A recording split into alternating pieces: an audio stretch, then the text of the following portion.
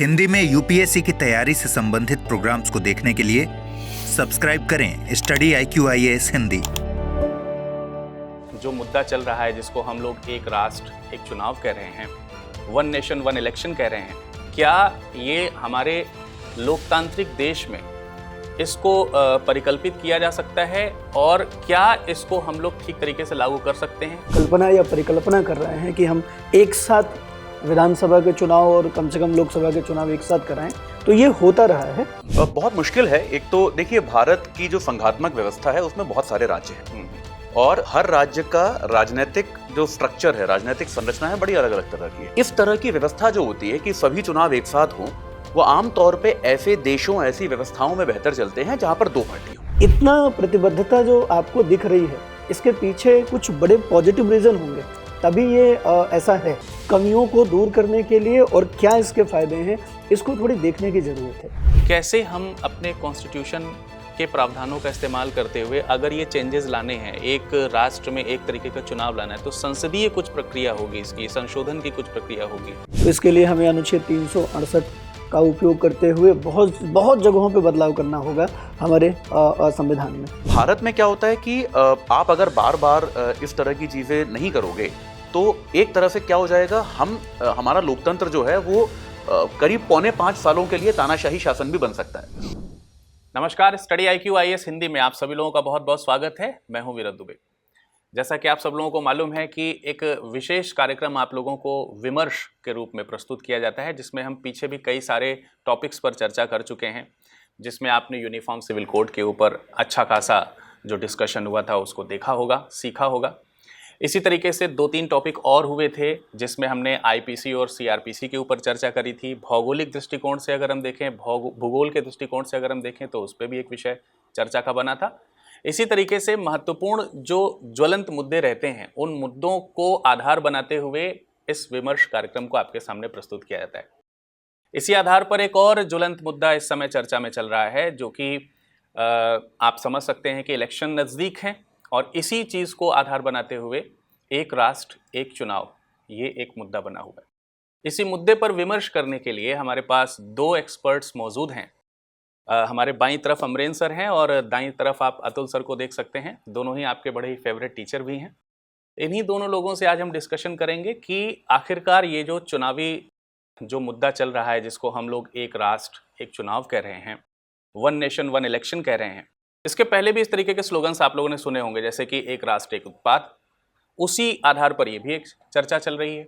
तो हम इसके विषय में ये जानने का प्रयास करेंगे कि क्या ये हमारे लोकतांत्रिक देश में इसको परिकल्पित किया जा सकता है और क्या इसको हम लोग ठीक तरीके से लागू कर सकते हैं तो क्या पॉजिटिव सेंस होंगे, नहीं कर सकते हैं तो उसके लिए क्या चुनौतियां होंगी। इन्हीं पर हमारी चर्चा आज रहेगी। तो सबसे पहले तो आप सब लोगों को मालूम है कि हमारा देश एक लोकतांत्रिक देश है। लोकतांत्रिक देश का एक आधार है कि जो सरकार है वो एक चुनाव की प्रक्रिया को पूरा करके वो जनता की सेवा के लिए हाजिर होती है। क्योंकि हमारा आज का टॉपिक एक राष्ट्र एक चुनाव है, तो मैं थोड़ा सा इसमें आपको पृष्ठभूमि की तरफ आपसे जानना चाहूँगा कि क्या कभी हमारे देश में पहले कभी ऐसा हुआ है कि एक साथ विधानसभा और लोकसभा के चुनाव हुए हों राज्यों की विधानसभा के साथ में, या फिर इसके अलावा भी जो लोकल बॉडीज़ हैं, पंचायतें वगैरह हैं, उसके कभी चुनाव कभी हुए हों? कुछ पृष्ठभूमि के बारे में। बिल्कुल, अगर हम लोग इसके पृष्ठभूमि में जाएं, जैसे ये चल रहा है कि हम सारे चुनाव, वो चाहे हमारे लोकसभा का चुनाव हो, विधानसभा का चुनाव हो या पंचायती चुनाव हो, नगर पालिकी व्यवस्थाओं के चुनाव हो, सब एक साथ कराया जाए। तो अगर हम शुरुआत में देखें, जब हमारा संविधान बना और पहला आम चुनाव 1952 में हम लोगों ने कराया, तो जब 1952 में हम लोगों ने पहला आम चुनाव कराया, तो उस टाइम पे सारे चुनाव जो थे, वो राज्यों के चुनाव हो या केंद्र के चुनाव हो, वो एक साथ हुए। और ऐसा नहीं, ऐसा एक बार हुआ, लगभग लोकसभा के जो 3 कार्यकाल रहे, 52 से लेके लगभग 67 के आसपास तक, अच्छा, तब तक ये क्रम ठीक चला और तब तक लगभग जो हम कल्पना या परिकल्पना कर रहे हैं कि हम एक साथ विधानसभा के चुनाव और कम से कम लोकसभा के चुनाव एक साथ कराएं, तो ये होता रहा है। लेकिन उसके बाद लोकसभा का कार्यकाल थोड़ा पहले ख़त्म कर दिया गया, कुछ राज्यों की विधानसभाएं गिर गई और वहाँ से फिर ये सिस्टम अलग अलग चुनाव का फिर शुरू हो गया। तो उसके बाद से फिर ये कभी एक साथ नहीं आ पाया और धीरे धीरे आगे बढ़ने के साथ ही, चूँकि हमारे संविधान में प्रावधान भी है कि लोकसभा हमारी तब तक ही अपने उस कार्यकाल के दौरान बनी रह सकती है जब तक उस लोकसभा का मंत्रिपरिषद में विश्वास वो विश्वास अगर हटता है तो फिर लोकसभा भंग करनी पड़ती है। तो ऐसी दशा में विधानसभाओं के साथ भी यही है। तो इस कंडीशन में थोड़ी सी समस्याएं आने लगी कि फिर क्या किया जाए, चुनाव एक साथ कराया जाए या संशोधन किया जाए। तो जो व्यवस्था चल रही थी वो वैसे ही चलती रही और वर्तमान में आज हम ये परिकल्पना नहीं कर पाते हैं कि हम एक साथ जो दोनों चुनाव हैं केंद्र के और राज्य के उसको हम करा पाएँ। तो पृष्ठभूमि इसकी यही है कि पहले ऐसा हुआ था और कुछ ऐसे विकसित देश हैं जहाँ पे चुनाव को लेके बड़ी स्पष्ट अवधारणा है। तो ऐसी दशा में अब चूंकि हमारे यहाँ जब भी चुनाव कराया जाता है तो उसमें किसी न किसी हिस्से में चुनाव हो रहा होता है और उस समय सबकी नज़र, देश के पूरी जनता की नज़र और उस तरफ टिकी होती है। साथ ही साथ जो हमारी प्रशासनिक मशीनरी है उसका वहाँ उपयोग किया जाता है। तो कहीं न कहीं जो और भी अन्य जो हमारे नेता हैं जो सेंट्रल से जुड़े हैं वो स्टेट के चुनाव में पार्टिसिपेट करते हैं। तो ऐसी दशा में ये जो डिस्टर्बेंस दिखाई देता है, एक बार इसको समाप्त करके और एक बार ही चुनाव कराने की जो ये बात है, ये इसी पृष्ठभूमि को लेके है कि पहले हमने ऐसा किया भी था। लेकिन ये जो बात सर ने कही कि हमको एक बार ये दृष्टिकोण जो है वो सही करना होगा और ये अप्रोच ऐसा लाना होगा कि मतभेद दूर हो जाएं और एक ऐसी सिचुएशन बने कि हम एक साथ सभी राज्यों में चुनाव करा सकें और साथ ही साथ केंद्र के लोकसभा के चुनाव करा सकें। ऐसी परिस्थितियां क्या आज के दृष्टिकोण से, आज से हम जब भारत को आगे देखते हैं तो क्या ऐसी पॉसिबिलिटी बनती हुई दिखती है? कैसा कभी हो पाएगा? बहुत मुश्किल है। एक तो देखिए, भारत की जो संघात्मक व्यवस्था है उसमें बहुत सारे राज्य हैं और हर राज्य का राजनीतिक जो स्ट्रक्चर है, राजनीतिक संरचना है, बड़ी अलग अलग तरह की है। कुछ राज्य ऐसे हैं जहां पर 2 ही पार्टियां हैं जी। कुछ राज्य ऐसे हैं जहां पे 10-15 पार्टियां हैं जिनके पास अच्छी खासी सीटें आती हैं और एक त्रिकोणीय या चतुष्कोणीय, उससे भी ज्यादा जो भी कोण होते हैं, उस तरह की विधानसभाएं बनती हैं, उस तरह की सरकारें बनती हैं। कई बार आपने देखा होगा भारत में चुनाव होते हैं और कई कई महीने तक सरकार बन नहीं पाती जी। उसको निलंबित रखा जाता है विधानसभा को, फिर पार्टियां आपस में मिलकर सरकार बनाने की व्यवस्थाएं जो है बनाती हैं। तो भारत का जो लोकतंत्र है वो अब इसको हम मैच्योरिटी भी कह सकते हैं कि वो परिपक्व हो गया है जी। इसको हम ये भी कह सकते हैं कि वो थोड़ा भ्रष्ट हो गया है। इसको आप जैसे लेना चाहें वैसे ले सकते हैं, ये आपके लोकतांत्रिक विचारों पर निर्भर करता है। लेकिन इस तरह की व्यवस्था जो होती है कि सभी चुनाव एक साथ हों, वो आमतौर पे ऐसे देशों, ऐसी व्यवस्थाओं में बेहतर चलते हैं जहां पर 2 पार्टी हो। क्योंकि 2 पार्टियों में क्या होता है, चुनाव का परिणाम स्पष्ट होता है। जैसे अमेरिका में है, चुनाव का परिणाम स्पष्ट होता है कि भाई डेमोक्रेटिक पार्टी जीतेगी या फिर रिपब्लिकन जीतेगी, आपको पता है। बाकी और पार्टियां हैं लेकिन वो नाम मात्र की हैं, आपको अमेरिका में पता है कि स्पष्ट है। भारत में और खास तौर पर राज्य स्तर पे, हालांकि केंद्र में भी गठबंधन सरकारें हमारे यहाँ बहुत दिन रही, राज्य स्तर पे आप ये नहीं कह सकते कि आपके यहाँ चुनाव का परिणाम स्पष्ट आएगा। तो किसी भी विधानसभा का जीवन कितना होगा, जैसा अमरेंद्र ने अभी बोला कि भाई विधानसभा या लोकसभा वो तब तक जीवित रहती है जब तक वो सरकार चुनने में सक्षम होती है। बिल्कुल। जिस दिन वो उसका स्वतंत्र अस्तित्व नहीं है, स्वतंत्र अस्तित्व, जैसे अमेरिका में स्वतंत्र अस्तित्व है, सरकार अलग होती है, तो वहां की जो हाउस ऑफ रिप्रेजेंटेटिव है और सेनेट है वो अलग है। ये भारत में नहीं है। विधानसभा तब तक जीवित रहती है जब तक वो सरकार चुन सकती है। अगर वो सरकार नहीं चुन सकती तो वो मृत हो जाती है। बिल्कुल। तो अब उसकी सरकार चुनने की क्षमता जो है वो वहां के स्थानीय राजनीतिक मुद्दों पर निर्भर करती है। तो ये कहना तो बहुत ही ज्यादा एक आशावादी कदम होगा कि भाई हम ऐसी कोई व्यवस्था बना देंगे कि आने वाले समय में हर राज्य जो है वो एक साथ एक मुश्त तरीके से एक ही बराबर लंबाई मतलब समय के आधार पर लंबाई, एक ही समयावधि की सरकारें बना पाएगा। ये तो बड़ा मतलब मेरे को तो सपना लगता है। शायद राम राज्य कभी कल्पना की जाए तो ऐसा है। और दूसरी बात ये भी है, हाँ सही कहा है, आपसे डिस्कशन हुआ और भी पता चला कि जैसे आर्टिकल 83 का क्लॉज 2 है वो केंद्र सरकार के लिए बोल देता है, लोकसभा के लिए बोल देता है कि 5 साल की सामान्य अवधि रहेगी जब तक कि वो भंग ना हो। ऐसे ही राज्य के लिए भी है। तो इसमें प्रशासनिक जो चुनाव कराने में जो कह सकते हैं कि समय यूज़ होता है, समय के साथ साथ जो अर्थ यूज़ होता है, यानी कि मनी जो यूज़ होती है, अर्थव्यवस्था जिससे इम्पैक्ट होती है, उसमें कुछ कमी नहीं आएगी अगर इस दृष्टिकोण से देखें तो। और फिर अगर कमी आती है तो फिर तो ये अच्छी पहल है। हाँ, इसे होना चाहिए। बिल्कुल सही बात है। इनफैक्ट इसके पक्ष में जो सबसे बड़ा तर्क है वो तर्क भी यही है कि चुनावों पर हमारा बहुत ज्यादा खर्चा होता है, जो कि बात सच है। भारत एक बहुत बड़ा देश है दुनिया का सबसे बड़ा वोट देने वाला लोकतंत्र है, इसमें कोई डाउट नहीं है। हमारे आसपास भी कोई नहीं है, दुनिया में सबसे ज्यादा वोटर भारत में हैं और दुनिया भर से ऑब्जर्वर आते हैं भारत में, क्योंकि लोग विश्वास नहीं कर पाते कि इतने बड़ी आबादी, जो शायद हमसे अगले जो आबादी में है, चीन को मैं छोड़ रहा हूँ, चीन की बात नहीं करते, वहाँ का क्या व्यवस्था है वो किसी को कुछ खास पता नहीं है, तो लेकिन तब भी हमारे बाद दूसरा सबसे बड़ा देश जो वोट देता है वो अमेरिका है। हम उससे कई गुना है आकार में, जहाँ पे लोग एक साथ आके वोट देते हैं। इनफैक्ट अगर हमारी आधी आबादी भी वोट देती है तो भी वो अमेरिका से कई गुना हो गई।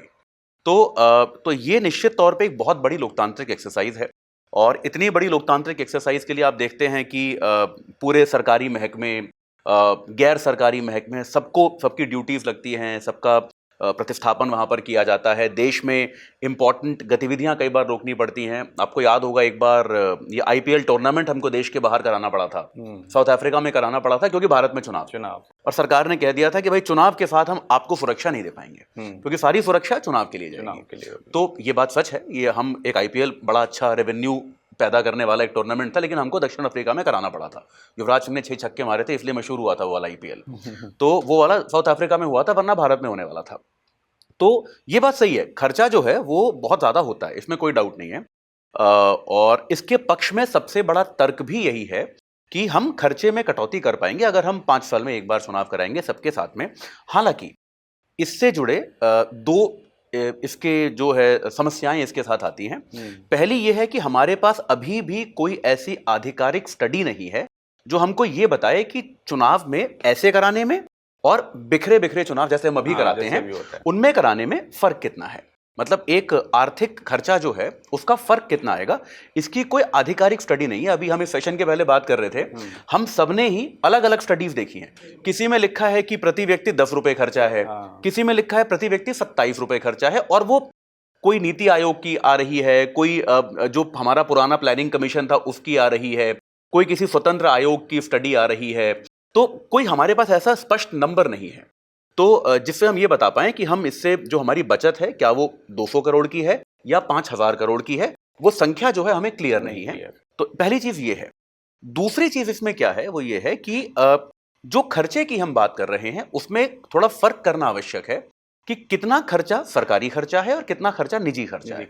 देखिए, चुनावों में हम अपने शहरों में, अपने आसपास गली सड़कों पे देखते हैं बहुत पैसा खर्च होता है, और हम ये भी जानते हैं कि वो इलीगली भी खर्च होता है। भारत में चुनाव आयोग की सीमाएं हैं लेकिन वो फॉलो नहीं होती। लेकिन ये खर्चा जो है ज्यादातर निजी होता है। जो प्रत्याशी है वो अपने प्रचार पे खर्चा करता है, वो रोड शो कराता है, फिल्म स्टार्स को बुलाता है, इलीगल तरीके से चीजें बांटता है, जो भी करता है, लेकिन ये उसका निजी खर्चा है।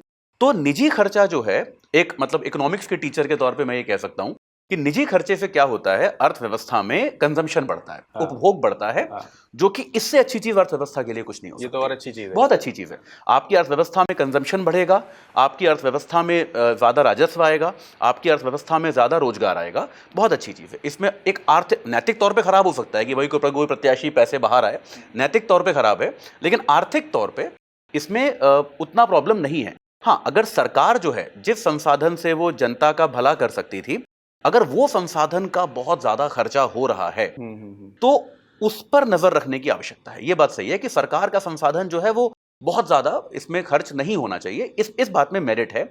लेकिन ये फर्क जो है, मैं शुरू में इसलिए बता रहा हूं, ये फर्क जो है करना जरूरी है कि कौन सा खर्चा सरकारी है और कौन सा खर्चा इसमें निजी है। लेकिन इसके लिए भी ऐसी कोई संस्था भी समझ में नहीं आती कि जो इसका आकलन कर रही हो या किया हो जिसने पूर्व में, और वो एग्जैक्टली बता सके कि इतना खर्चा पहले आता था और अब हम इतना बचा लेंगे। गंभीरता पूर्वक इसका आकलन नहीं हुआ है। वो स्टडी कैसे होती है, छोटी छोटी स्टडीज जो हम देख रहे हैं कि किसी ने 4 सीटों पर सर्वे कर लिया।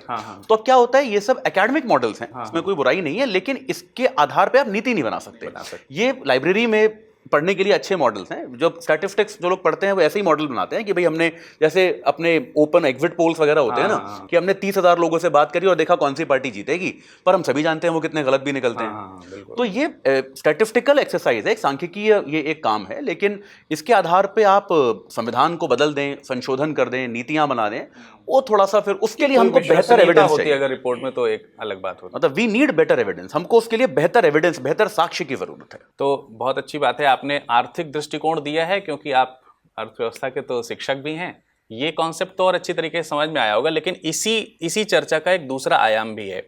दूसरा आयाम ये है कि प्रशासनिक खर्चे ठीक है हो जाते हैं, प्रशासन इन्वॉल्व होता है, प्रशासनिक खर्चे हो जाते हैं, लेकिन खर्चों के अलावा प्रशासन जब इन्वॉल्व होता है तो जो नागरिक सेवाएं हैं वो भी बाधित होती होंगी। बिल्कुल। इसके अलावा अगर हम देखें कि मतलब हमारे देश में हर राज्य में कभी न कभी कोई ना कोई चुनाव चलता रहता है।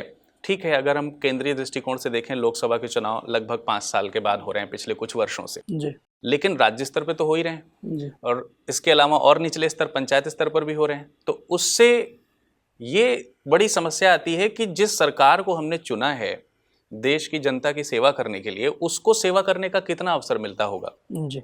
और यदि अगर एक बार चुनाव कराया जाए तो शायद सरकार को ज़्यादा अवसर मिलेगा देश की जनता का सेवा करने के लिए। तो इसको हम लोग इस तरीके से भी देख सकते हैं कि अभी 23 सितंबर को पहली बैठक भी हुई कमेटी की, जो इस पे विचार कर रही है कि हम कैसे 23 सितंबर को पहली बैठक होनी है। ये बहुत इंपॉर्टेंट पॉइंट आपने बताया। बहुत अच्छी पहली बात है। बैठक 23 सितंबर को होनी भी है और जिसमें इस बात का समाधान ढूंढना है कि जो व्यवहारिक समस्याएं हमारे पास है उन व्यवहारिक समस्याओं से हम कैसे निपटें। और इसका मतलब है कि कमेटी बना दी गई है तो कमेटी से ये अपेक्षा की गई है कि हम व्यवहारिक समाधान ढूंढें। मतलब कहीं ना कहीं जो हमारी सरकार है इस बात को लेके बड़ा प्रतिबद्ध है कि हम इसी कार्यकाल के दौरान इसका कुछ समाधान ढूंढ लें और आगे आने वाले चुनावों को हम इस तरीके से प्लान कर पाएँ कि हम पूरे देश में एक साथ सारे चुनावों को ऑर्गेनाइज करा पाएँ। तो इतना प्रतिबद्धता जो आपको दिख रही है, इसके पीछे कुछ बड़े पॉजिटिव रीज़न होंगे, तभी ये ऐसा है ना। और बहुत सारी कमियां होंगी जो आज के वर्तमान में व्यवस्था जो हमारी चुनाव प्रणाली है, तो उस कमियों को दूर करने के लिए और क्या इसके फ़ायदे हैं, इसको थोड़ी देखने की ज़रूरत है कि अगर ये ऐसा होता है तो हमें क्या क्या लाभ होने वाले हैं और क्या क्या फ़ायदे होने वाले हैं, देश को क्या क्या फ़ायदे होने वाले हैं, नागरिक को क्या क्या फ़ायदे होने वाले हैं, और साथ ही साथ जो सरकार है वो किस तरीके से अपने कार्यों को सुचारू ढंग से कर पाएगी। तो ऐसी स्थिति में अगर हम लोग बात करें, अगर ये चुनाव एक साथ होते हैं, हो रहे हैं नहीं हो रहे हैं इस पर हम लोग बाद में जाते हैं, पहले अगर ये होते हैं तो हमें क्या लाभ मिलने वाला है, देश को क्या लाभ मिलने वाला।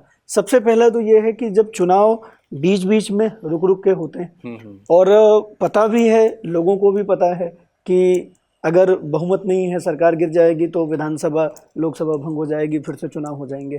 तो इस माइंडसेट से क्या होता है कि जो जोड़ तोड़ है वो भी बड़ी संख्या में हमें देखने को मिलता है। और बहुत सारे राज्य हैं जहाँ पे सरकारें जो है वो अपना कार्यकाल पूरा नहीं कर पा रही। तो ऐसी दशा में सबसे पहली बात तो ये है कि जब हमें ये पता होगा कि चुनाव एक निश्चित टाइम पे होंगे, इसके लिए बहुत सारे संशोधन की ज़रूरत पड़ेगी बहुत सारी व्यवस्थाओं में, लेकिन फ़ायदा ये होगा कि जब भी कोई नीति हम बनाएंगे तो उस नीति पे कम से कम 5 वर्ष तक हमारी सरकारें केंद्रित होकर काम कर पाएंगी।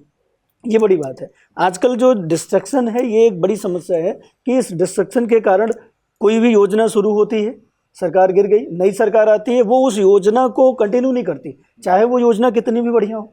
इसका एक उदाहरण हम लोग नरेगा मनरेगा को देख सकते हैं कि किस तरीके से वो एक टाइम एक सरकार को पूरा कार्यकाल नया कार्यकाल देने के लिए वो योजना जिम्मेदार थी और बाद में उसी योजना को फिर धीरे धीरे करके हाशिए पे डाल दिया गया।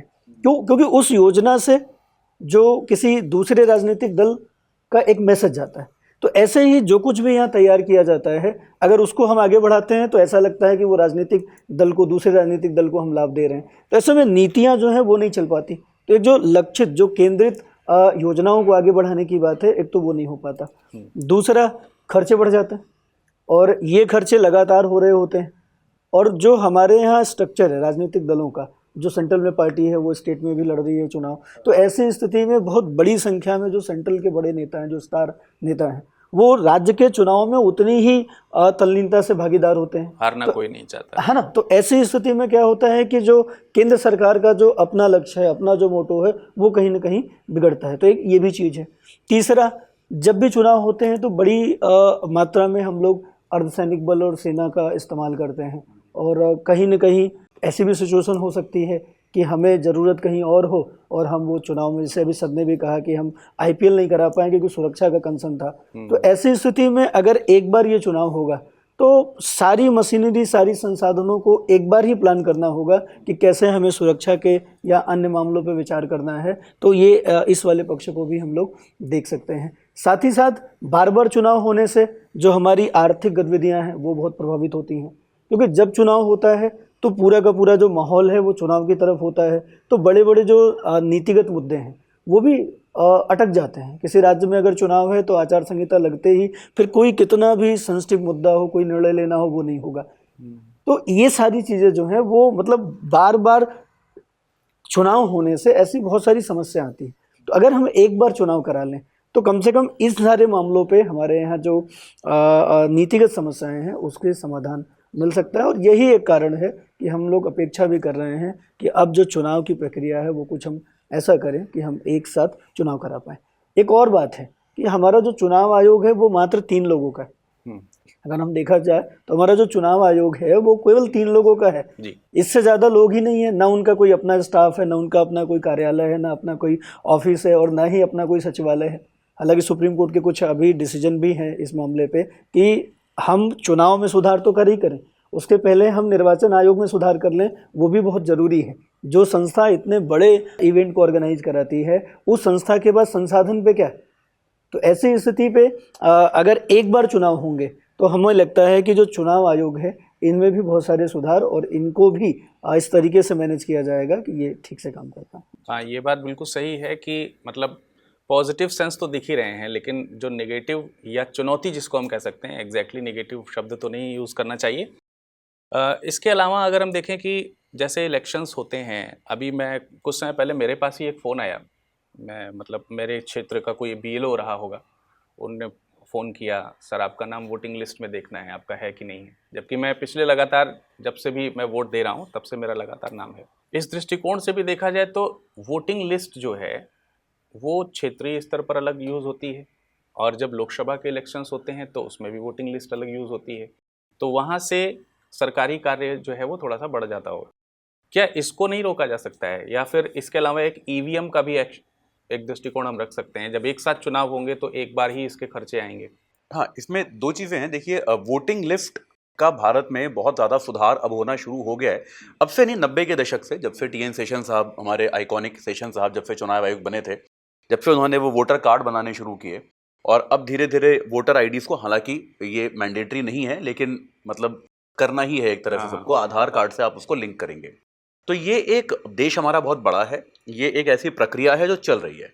लेकिन एक बार जब आप इसमें डुप्लीकेशन खत्म कर देंगे कि भाई एक व्यक्ति का, ऐसा बहुत लोगों के साथ हो चुका है, मेरे अपने साथ हो चुका है एक बार, कि मेरा वोटर ID 2 शहरों में था, क्योंकि पहले वाले शहर का बंद नहीं हुआ, दूसरे वाले शहर में आके मैंने बनवा लिया। तो ये सामंजस्य की कमी थी, क्योंकि वो अलग अलग राज्य थे, एक दिल्ली में था, एक मुंबई में था, 2 अलग अलग राज्य थे। तो फिर मैंने खुद से जाके दिल्ली का अपना बंद कराया। तो इस तरह की चीज़ें जो हो जाती हैं। लेकिन अब इसमें क्या है, जब ये आपके यूनिक ID जो आपका सिस्टम आ रहा है कि आपके आधार इत्यादि से लिंक हो जाएगा, तो फिर ऐसा संभव नहीं होगा कि आधार कार्ड हमारा यूनिक है, हमारे पास उसका कोई OTP आएगा या फिर जो भी एक मेथड होगा, जैसा आधार कार्ड के साथ हर चीज़ के साथ ही हो रहा है ना, कि आप जिस चीज़ को आधार से जोड़ देंगे वहाँ पर डुप्लीकेशन की प्रॉब्लम खत्म हो जाएगी। तो ये एक ऐसी प्रॉब्लम है जिसको हम टेक्निक के तरीके से, हम अपने डिजिटलीकरण की जो प्रक्रिया है उससे सुलझा सकते हैं। ये प्रॉब्लम अभी बहुत बड़ी है लेकिन आने वाले समय में छोटी हो जाएगी। इनफैक्ट मुझे ऐसा लगता है कि अभी 24 तो चलिए आने वाला है, लेकिन 2029 तक हमारा जो इलेक्टोरल रोल है वो पूरी तरह से डिजिटल होगा। हम सबको उसको देखने का, उसमें बदलाव करने का अधिकार भी डिजिटली 2029 के पहले पहले मिल जाएगा। तो शायद 24 का चुनाव जो होगा, यहाँ पे हम कागज वाले जो इलेक्टोरल रोल होते हैं, मेरा ऐसा अनुमान है, अभी ऐसा कोई नीति नहीं है, लेकिन जिस तरह से हम लोग बढ़ रहे हैं, मेरे ख्याल से 24 का चुनाव आखिरी चुनाव होगा जब हम लोग वो कागज वाले डिजिटल रोल देखेंगे, उसके बाद हम नहीं देखेंगे इनको। तो पहली चीज़ तो निश्चित तौर पे ये है कि ये बात सही है कि ये प्रॉब्लम अभी है, और अगर इसको हम एक बार कराएंगे तो ये काम हमें एक बार करना पड़ेगा। अगर आप हर साल करते हैं तो आपको हर साल करना पड़ता है। उसमें एक फर्क ये भी होता है कि आपका लोकसभा का जो संसदीय क्षेत्र है और विधानसभा का जो संसदीय क्षेत्र है उसकी सीमाएं अलग होती हैं। तो लोकसभा में आपका वोट कहीं हो सकता है, एक लोकसभा सीट के लिए हो सकता है, लेकिन उसके अंतर्गत कई सारी विधानसभा सीटें हो सकती हैं। ठीक है। और कई बार एक विधानसभा सीट जो है वो एक से ज्यादा लोकसभा क्षेत्र में भी हो सकती है। तो इस तरह की चीजें कुछ कुछ जगह ऐसा है, तो उसके कारण भी थोड़ा सा एक सामंजस्य की समस्या है। लेकिन इसका तरीका वही है कि जब तक हम लोग इसको इलेक्ट्रॉनिकली 1 पर्सन 1 वोट हम नहीं कर देंगे ठीक से, तब तक ये प्रॉब्लम रहेगी। लेकिन मेरे ख्याल से जल्दी से हम टेक्नोलॉजी से इसको सॉल्व कर पाएंगे। दूसरी बात आपने कही ईवीएम की, तो ईवीएम पर मुझे लगता है कि हमको इनिशियल कैपिटल एक्चुअली बहुत ज्यादा खर्च करना पड़ेगा। क्योंकि अगर मान लीजिए आप लोकसभा और विधानसभा का चुनाव एक साथ करा रहे हैं तो आपको हर जगह 2 अलग अलग ईवीएम लगानी पड़ेंगी, जिनका प्रोग्राम भी अलग होगा। क्योंकि लोकसभा क्षेत्र में, जैसे मान लीजिए आप मुंबई नॉर्थ की आप लोकसभा सीट की बात कर रहे हैं, तो मुंबई नॉर्थ के सारे वोट उस लोकसभा सीट में रैंडमली एक साथ मर्ज होंगे। लेकिन अगर आप विधानसभा की बात करेंगे तो मुंबई नॉर्थ लोकसभा सीट में शायद 25 विधानसभा क्षेत्र होंगे। तो आपको हर विधानसभा क्षेत्र के जो ईवीएम है उसकी कोडिंग अलग करनी पड़ेगी। तो आपको तो एक एस्टिमेट में पढ़ रहा था, लेकिन ये भी अपुष्ट रिपोर्ट है। जैसे मैं आपको बता रहा हूं, अभी क्या है, बहुत सारी अपुष्ट रिपोर्ट्स घूम रही हैं हर जगह। तो एक, अब ये कितनी सही है मेरे को नहीं पता, लेकिन एक अपुष्ट रिपोर्ट ये कहती है कि जो इंडियन एक्सप्रेस ने छापी भी थी कि 25 लाख के आसपास हमको ईवीएम और लगेंगी। एक्स्ट्रा ईवीएम्स जो है हमारी, वो 25 लाख के आसपास हमको और लगेंगी अगर हम एक साथ चुनाव कराएंगे। तो अब 25 लाख ईवीएम को एक साथ लेकर जाना, उनको प्रोक्योर करना, तो उसमें एक बहुत बड़ा खर्चा हमारा होगा। लेकिन यह है कि ये कैपिटल एक्सपेंडिचर है, ये आप एक बार खर्चा करोगे, एक पूंजीगत खर्चा है, ये निवेश है। तो शुरुआत में ईवीएम का आपका खर्चा निश्चित तौर पे बढ़ेगा। और उनकी सुरक्षा, देखिए एक चीज ये भी है कि आप इस बात को भी समझें कि बहुत सारी व्यवस्थाएं ऐसी बनाई जाती हैं कि वो इस आधार पे होती है कि उनकी जरूरत हर जगह तो नहीं पड़ेगी। ठीक है ना, मतलब आप जैसे क्या होता है कि कहीं पर भी आपको लगता है कि आपको अगर जैसे शादियों में होता है ना भाई, कि आप अगर 400 गेस्ट बुलाते हो तो आप बैठने की व्यवस्था 100 लोगों की करते हो, क्योंकि आपको लगता है कि भाई एक टाइम पे तो 100 ही लोग बैठे होंगे ना, बाकी लोग तो घूम रहे होंगे, जो भी कर रहे होंगे। तो भारत के अंदर भी जो स्टाफ है, जो भले वो सैन्य स्टाफ हो, असैन्य स्टाफ हो, उसको इस आधार पे बनाया गया है, या उसका जो प्रोक्योरमेंट है, उसका जो नंबर है, हेड काउंट है, वो उस आधार पे रखा गया है कि देश में समस्या तो कहीं कहीं आएगी, पूरे देश में एक साथ थोड़े ना आएगी। तो अब क्या है, अगर आप पूरे देश में एक साथ चुनाव कराओगे तो आपको एक ये भी एडमिनिस्ट्रेटिव लेवल पे, प्रशासनिक लेवल पे, वो हेड काउंट का भी आपको रिवीजन करना पड़ेगा कि क्या हमारे पास पर्याप्त मात्रा में सैन्य और अर्धसैनिक बल हैं, क्या हमारे पास उनको देने के लिए सुविधाएं हैं, क्या उतने हथियार हैं कि हम अपने सैनिक और अपने सैन्य और अर्धसैनिक बलों को दे पाएं। इसका भी कोई सर्वे नहीं हुआ है। तो मेरा पॉइंट फिर से वही है कि हमको बहुत सारे आंकड़े अभी और चाहिए। इसके पहले कि हम इस पर, जैसे अमरिंदर ने बोला कि एक समिति बनाई गई है, रामनाथ कोविंद साहब को उसका अध्यक्ष बनाया गया, जो कि अपने आप में पहली बार हुआ है भारत में कि किसी भूतपूर्व राष्ट्रपति को आपने कोई कार्य दिया हो, वरना राष्ट्रपति पद से रिटायर होने के बाद लोग बस मतलब ट्विटर पे होते हैं बस, और कुछ नहीं करते। ये एक भारत की परंपरा रही है। लेकिन तब भी ये ऐसा हुआ कि आपने एक भूतपूर्व राष्ट्रपति को एक काम दिया है, तो बहुत बड़ी बात है, सरकार की गंभीरता इसमें नजर आती है। लेकिन मेरा पॉइंट अब भी वही है कि इसमें हमारे पास आंकड़े नहीं हैं, और इतने बड़े निर्णय जो है वो डेटा ड्रिवन होने चाहिए कि यार हमारे पास आंकड़े हैं, हमारे पास पूरा एक सही पूरे तथ्य हैं हमारे पास, उसके आधार पे हम निर्णय ले रहे हैं। लेकिन ये बात तय है कि यदि अगर इस प्रणाली को लाया जाता है तो प्रारंभिक खर्चे एक साथ आएंगे ज़रूर। एक बार वो खर्चे हर चीज़ में इन्वॉल्व होंगे, चाहे वो ईवीएम के पॉइंट ऑफ व्यू से देखें या फिर कंडक्शन के पॉइंट ऑफ व्यू से देखें कि वो चुनाव कहाँ कहाँ हो रहे हैं। निस्संदेह इस प्रोसेस को और थोड़ा सा अच्छा समझने के लिए एक आयाम हमको और भी डिस्कस करना होगा कि यदि प्रणाली लाई जानी है या नहीं लाई जानी है, इसका निर्णय अंततः संसद में होगा। अंततः हम संसद में इस पर डिस्कशन करेंगे। तो वो जो प्रणाली है सर, वो क्या हो सकती है, कैसे हम अपने कॉन्स्टिट्यूशन के प्रावधानों का इस्तेमाल करते हुए अगर ये चेंजेस लाने हैं, एक राष्ट्र में एक तरीके का चुनाव लाना है, तो संसदीय कुछ प्रक्रिया होगी, इसकी संशोधन की कुछ प्रक्रिया होगी। जी जी जी। तो इसकी अगर हम चुनौतियों के बारे में पहले तो देख लें, क्योंकि हमारे यहाँ जो चुनाव प्रणाली है उसमें जब चुनाव होता है तो जैसे लोकसभा का चुनाव हो या विधानसभा का चुनाव हो, उनके लिए अपना एक कार्यकाल डिसाइड है कि भाई ये इतने समय तक के लिए होगा। उसके लिए बहुत सारे प्रावधान भी है कि अगर इमरजेंसी लागू होती है तो हमारा जो लोकसभा का कार्यकाल है एक बार में 1 वर्ष बढ़ाया जा सकता है, विधानसभा का कार्यकाल एक बार में 1 वर्ष बढ़ाया जा सकता है। अब प्रॉब्लम यहाँ हो रही है कि हम अगर एक साथ चुनाव की बात करते हैं तो बहुत सारी व्यवहारिक समस्याएँ हैं। जैसे मान लीजिए कि किसी कारणवश अगर हमारे लोकसभा का कार्यकाल कम हुआ, किसी कारणवश वहाँ बहुमत की समस्या आई और लोकसभा भंग करनी पड़ी, तो क्या हम राज्य के सारे विधानसभा भंग कर देंगे? या फिर किसी राज्य की विधानसभा भंग होती है तो क्या फिर हम पूरे देश में फिर से चुनाव कराएंगे? तो ये अपने आप में बहुत बड़ी प्रैक्टिकल समस्या है कि ये जो बात हो रही है एक साथ चुनाव कराने की, 1 नेशन 1 इलेक्शन, इससे हम एक निश्चित समय पर चुनाव कराने की बात कर रहे हैं, नियत अवधि में चुनाव कराने की बात कर रहे हैं, या कोई और मामला है? तो ऐसी स्थिति में अगर हम आपके संसदीय प्रक्रिया की बात करें तो इसके लिए हमें अनुच्छेद 368 का उपयोग करते हुए बहुत बहुत जगहों पे बदलाव करना होगा हमारे संविधान में। दूसरा, चूंकि निर्वाचन से संबंधित बात है, मामला संघीय है, और जब कोई संघीय मामलों पे अगर कोई हम बदलाव करते हैं तो उसके लिए हमें 50% जो सहमति है वो आधे राज्यों की चाहिए होती है। ये भी अपने आप में बड़ी बात है। और अगर हम देखें तो ये संघवाद के कहीं ना कहीं हमें विपरीत जैसा दिखाई पड़ता है। भाई, संघवादी व्यवस्था में राज्य अपने क्रियाकलापों के लिए अपने मामलों में स्वतंत्र हैं, स्वायत्त हैं, केंद्र अपने मामले में। यहाँ पर दोनों को आपस में मर्ज किया जा रहा है।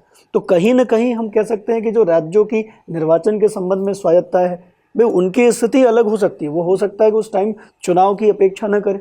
केंद्र सरकार के साथ हुआ 90 के दशक की बात अगर हम लोग करें तो नरसिम्हा राव की सरकार थी, और उनकी सरकार को जब बहुमत सिद्ध करना पड़ा तो देखा जा प्रस्ताव पास हुआ, लेकिन टेक्निकली उनके पास बहुमत नहीं था।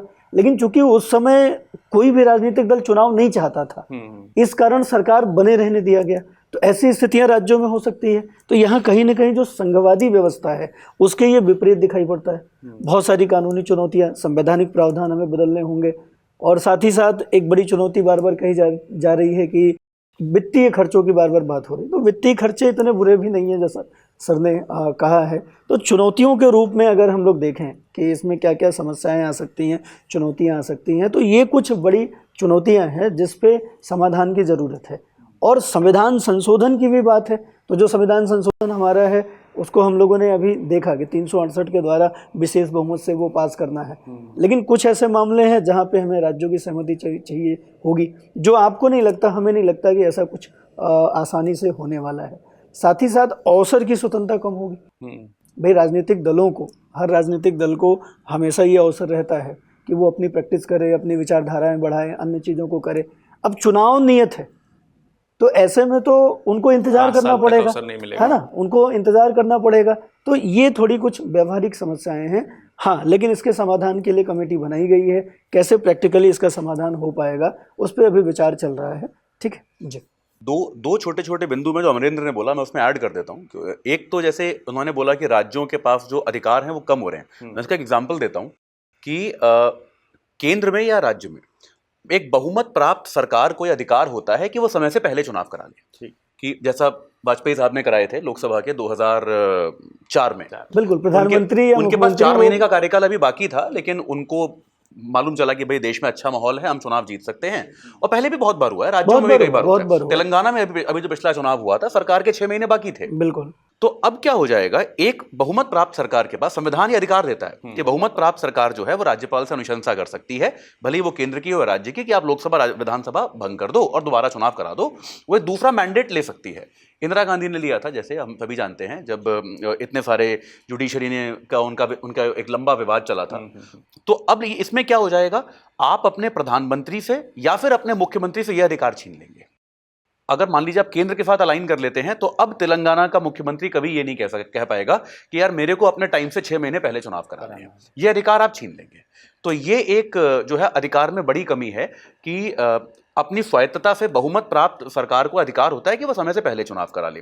दूसरी चीज जो एक और जो अमरेंद्र ने चुनौती बताई कि भाई हमको आधे राज्यों से उसकी स्वीकृति लेनी पड़ेगी, मेरे ख्याल से उसके बाद इसकी न्यायिक स्वीकृति में भी समस्या आएगी। हो सकता, क्योंकि बेसिक स्ट्रक्चर पे आजकल बहुत चर्चा विवाद चल रहा है, खास तौर पे गोगोई साहब ने जो बोला राज्यसभा में उसके बाद।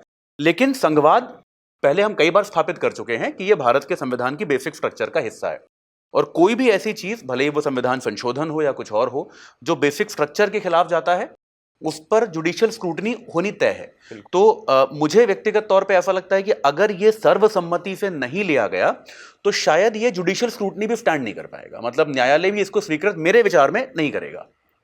ये बस 2 एक्स्ट्रा पॉइंट्स है जो अमरेंद्र ने बोला। उसके अलावा अनुच्छेद 1 का उसमें जो है काफी हद तक खंडन होता हुआ दिख जाएगा। संघवाद तो हमारे संविधान की मूल आधार है ही।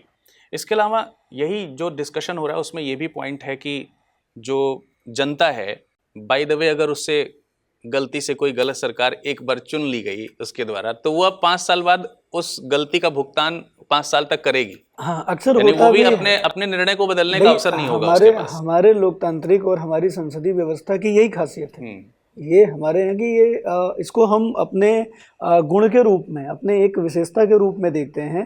भाई जैसे अध्यक्षात्मक शासन प्रणाली है, अगर हम ठीक ठीक बात करें, चुनाव को अगर नियत कर दें कि ये इतने समय पे ही होना है, तो हमारी व्यवस्था और अमेरिका की व्यवस्था में कोई विशेष अंतर तो दिखाई नहीं देगा, है ना। तो हमारे यहाँ का गुण ही यही होता है कि आप अलग अलग समय पे हमेशा आपकी रिस्पॉन्सिबिलिटी बनी रहती है कि अगर आप नीतियों के विपरीत जाते हैं तो हमारे पास नो कॉन्फिडेंस मोशन है कि हम ला के आपकी सरकार गिरा सकते हैं।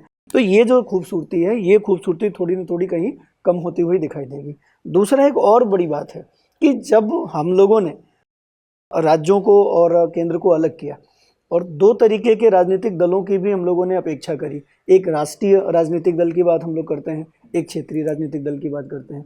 तो जब ये चुनाव अलग अलग होते हैं तो ऐसे में जो क्षेत्रीय राजनीतिक दल हैं, भाई उनके मुद्दे क्षेत्रीय स्तर के होते हैं, राज्य स्तर के होते हैं, और जब हम केंद्रीय चुनाव कराते हैं तो उनके जो राजनीतिक मुद्दे होते हैं वो हमारा पूरे देश को लेके होता है।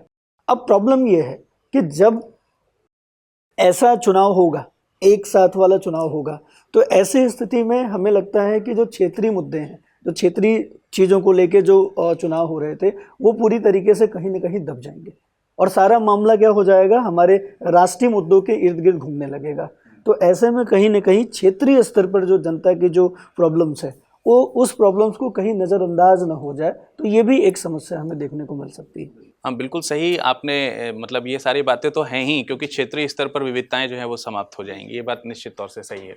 इसमें एक चीज़ मैं और ऐड करना चाहता हूँ बस, कि वो ये है कि देखिए भारत में क्या होता है, जैसा कि आपने सवाल भी पूछा है कि एक बार आपने जो चुन लिया वो चुन लिया, हाँ। अब आपको भुगतना पड़ेगा। आपने अच्छा चुना तो भी, खराब चुना तो भी, उसका परिणाम आपको भुगतना पड़ेगा।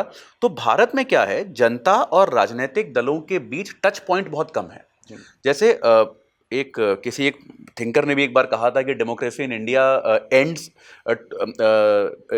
इन 2 minutes inside a ballot box. मैं नाम याद नहीं आ रहा मुझे किसने कहा था, कि 2 मिनट बस आप वोट डालते हो, फिर लोकतंत्र खत्म हो जाता है उस बिंदु के बाद। क्योंकि भारत में क्या है कि हमारे पास कोई राइट टू रिकॉल नहीं है। जैसे अमेरिका के कुछ राज्यों में क्या है, और कुछ पश्चिमी यूरोपीय देशों में भी है, कि अगर आपने अपना प्रतिनिधि चुना, आपको पसंद नहीं आया, तो आपको हर वर्ष अवसर मिलता है कि आप उसको वापस बुला सकते हैं। तो आपकी सीट खाली हो जाती है, आप वहां पर दोबारा चुनाव करा सकते हैं। कुछ अमेरिकन राज्यों में गवर्नर के साथ भी ये प्रावधान है। भारत में ऐसा कुछ नहीं है और ऐसा करने का हमारा कोई इरादा भी नहीं है। तो भारत में क्या होता है कि आप अगर बार बार इस तरह की चीजें नहीं करोगे, तो एक तरह से क्या हो जाएगा, हमारा लोकतंत्र जो है वो करीब 4.25 सालों के लिए तानाशाही शासन भी बन सकता है। कि आपने जब चुनाव होने वाला है, उन 3 सालों में सरकार बड़ा प्रेमपूर्ण व्यवहार जनता के साथ कर सकती है, और उसके बाद उसको पता है कि अब 5 साल मुझे कोई नहीं हटा सकता, अब कुछ नहीं हो सकता। तो क्या होता है कि फिर सरकार जो है इस प्रकार के निर्णय ले सकती है जो जनता के खिलाफ हैं। तो बार बार जब चुनाव आते हैं, तो हमने हमेशा देखा है कि विधानसभा चुनाव, भले विधानसभा चुनाव हो रहे हैं, लेकिन उससे भी केंद्र सरकार भी उनको देखकर अपनी नीतियां कई बार बदलती है और उनको जनता के लिए हितकारी बनाने की कोशिश करती है। तो अगर मैं शासन की तरफ से देखने की बजाय, एडमिनिस्ट्रेटिव साइड से देखने की बजाय जनता की तरफ से देखूं, तो एक ये फीलिंग बहुत क्लियर है कि शायद इससे बार बार चुनाव होने से जनता और राजनीतिक दलों के टच पॉइंट बढ़ रहे हैं, वो ज्यादा संपर्क में आ रहे हैं, जो कि लोकतंत्र के लिए एक अच्छी स्वस्थ चीज है मेरे विचार में। बिल्कुल सही बात है, और उद्देश्य भी मतलब इसी तरीके का होना चाहिए। एक लोकतंत्र का उद्देश्य यही है कि हम लोग जो हैं, जो संसार में, देश में जो लोग रह रहे हैं, उनकी ही विचारधारा के आधार पर, उनके विचारों के आधार पर ही हम उनकी सेवा कर सकें। आज के इस सेशन में हमने आप दोनों लोगों से बहुत ही स्वस्थ चर्चा करी है। उम्मीद करते हैं कि आप लोगों को इसके बारे में अच्छी तरीके से पता चला होगा। जाते जाते इसको एक छोटे से शब्दों में अगर हम कंक्लूड करना चाहें कि ओवरऑल अगर हम देखें कि इसमें किस तरीके के चैलेंजेस हैं और किस तरीके की पॉजिटिवनेस है, तो बस उनको हम कंक्लूजन के तौर पर जानना चाहेंगे। जी, तो बिल्कुल हम लोगों ने जो चर्चा करी उसमें आप लोगों ने देखा होगा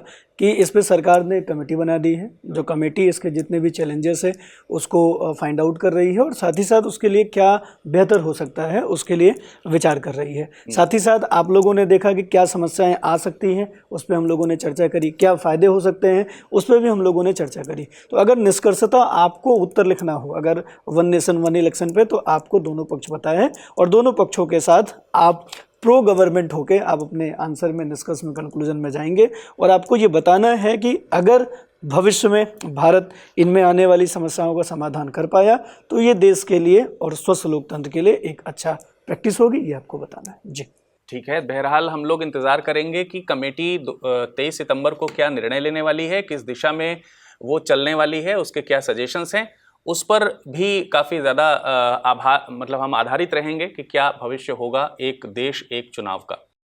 फिलहाल इस डिस्कशन में इतना ही। उम्मीद करेंगे कि आगामी जो परीक्षा है, जैसे 2023 की जो परीक्षा हुई है, वो इसी तरीके के पॉइंट्स को लेकर के कई सारे प्रश्न पूछे गए थे, इसलिए ज़रूर इस पूरे के पूरे सत्र को आप 2 बार 3 बार रिवीजन के तौर पर ज़रूर देखिएगा।